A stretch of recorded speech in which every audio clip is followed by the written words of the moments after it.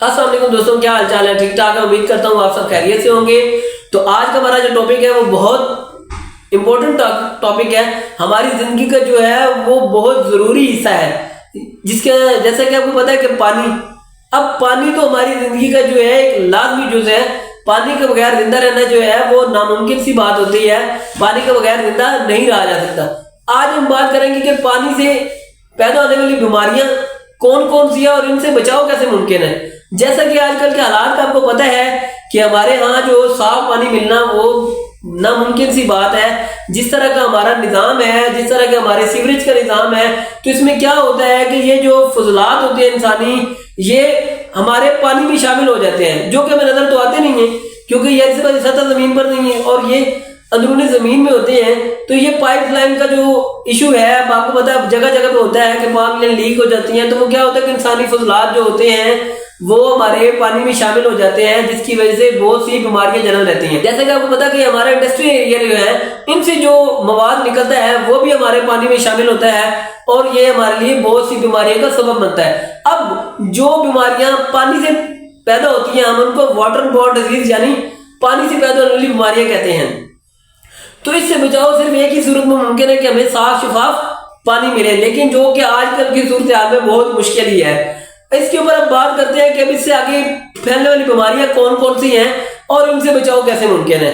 तो मलेरिया का आपको पता है कि ये मच्छरों की वजह से होता है। और मच्छर कहाँ बनते हैं? जहां पर भी ये पानी वगैरह खड़ा होता है, पानी खड़ा होता है, गड्ढे में जो होता है उनमें पानी हो जाता है, जमा होता है, तो उसके ऊपर ये अपनी नस्ल अफजाई शुरू कर देते हैं, यानी कि अपने बच्चे पैदा करने शुरू कर देते हैं, जिसकी वजह से इनकी नस्ल में जो है इजाफा शुरू हो जाता है। इसी तरह ये काली मक्खियां जो है ये भी इसी चीज का सबब बनती है। ये भी जो है पानी को की वजह से ही पैदा होती हैं, यानी कि जहाँ पे गंदा पानी या किसी भी गड्ढे वगैरह में पानी खड़ा होता है तो वहां पर ये अपनी अफजाई से इंजेक्शन करती हैं। या डेंगी मच्छर का आपको पता है वो एक बहुत खतरनाक बीमारी है। डेंगी की वजह से जो डेंगी वायरसेस होते हैं, तो ये भी जो है ये उस पानी की वजह से पैदा होते हैं, क्योंकि ये वहां पे अपने घर बना लेते हैं और वहीं पे अपने अफजाई से इंजेक्शन शुरू कर देते हैं।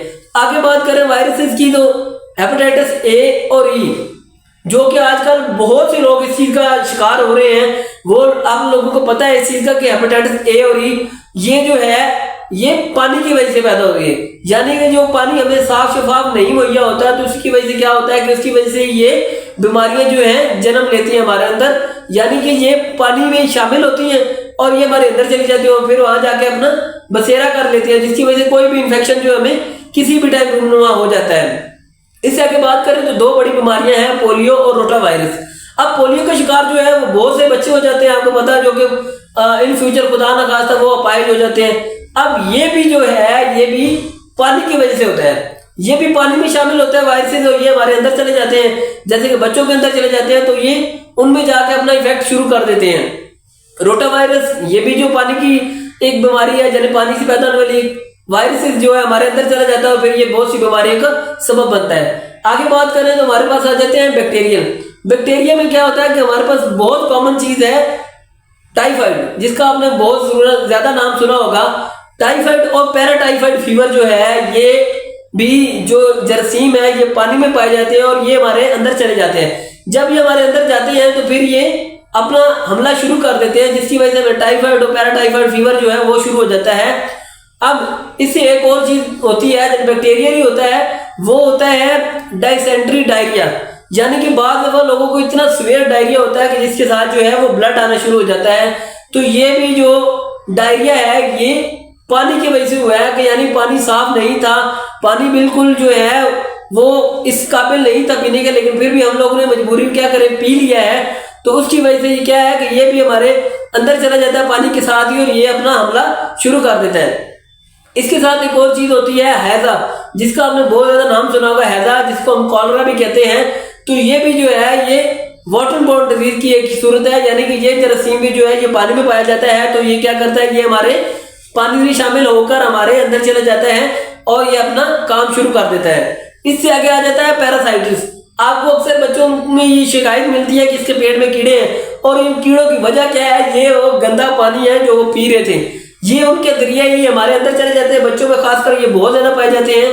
तो इसलिए वो अंदर जाके अपनी अफजाइशें नशल शुरू कर देते हैं और जिसकी वजह से बहुत से कीड़े जो है वो पेट में बन जाते हैं। बाद में लोग कहते हैं बच्चा यार खा पी रहा लेकिन मोटा नहीं हो रहा, या इसको भूख लगती है, बहुत ज्यादा खाता है लेकिन इसको समझ नहीं आ रही कि इसका जा कहाँ रहा है। तो जनाब उसके अंदर वो जो पैरासाइट्स हैं वो पल रहे हैं, वो अपना काम पूरा कर रहे हैं। अब बात करते हैं कि इससे बचाव कैसे मुमकिन है। इससे बचाव इसी सूरत में है कि हम जो है साफ शफाफ पानी का इस्तेमाल करें और जिन जगह पे सीवरेज का मसला है वहां पे जो है वो मसला हल करें ताकि वो फजलात जो है वो हमारे पानी में शामिल ना हो। जब वो हमारे पानी में शामिल नहीं होंगे तो हम इन बीमारियों से बच सकते हैं। लेकिन कई और तरीके भी हैं जिनसे इस पानी को साफ किया जाता है, जैसे कि आजकल फिल्ट्रेशन का है, तो फिल्टर हुआ पानी हो, स्टोरेज जो होती है उसको फिल्ट्रेशन वाला पानी हो, वो स्टोरेज किया हो, वो पिया जा सकता है। उसमें भी काफी हद तक जो है वो क्लोरीन वगैरह और आयोडीन का इस्तेमाल किया जाता है, तो जिसकी वजह से क्या होता है कि वो जरासीमों को खत्म कर देता है और काफी हद तक उससे बचा जा सकता है। फिर इसका मजमूई तौर पर जो है हम अगर पानी को बॉयल कर लेते हैं, जब हम पानी को बॉयल कर लेते हैं तो बहुत से जरासीम जो है उसकी वजह से ही मर सकते हैं। हमें चाहिए कि हम जो भी पानी इस्तेमाल करें उसे बॉयल करके इस्तेमाल करें, या अगर हम किसी दुकान से खरीदते हैं तो हमें इसी का कम से कम इल्म होना चाहिए क्या है ये पानी प्योर फिल्ट्रेशन वाला है या सिर्फ फिल्ट्रेशन के नाम पे हमारे लिए वो धब्बा ही है, यानी कि सिर्फ फिल्ट्रेशन का नाम देके हमें लूटा जा रहा है लेकिन फिल्ट्रेशन के पीछे वो काम कोई नहीं है। उसमें ना कोई क्लोरीन डाला गया है, ना ही कोई आयोडीन डाला गया है ताकि वो पानी जरासीम मर सके।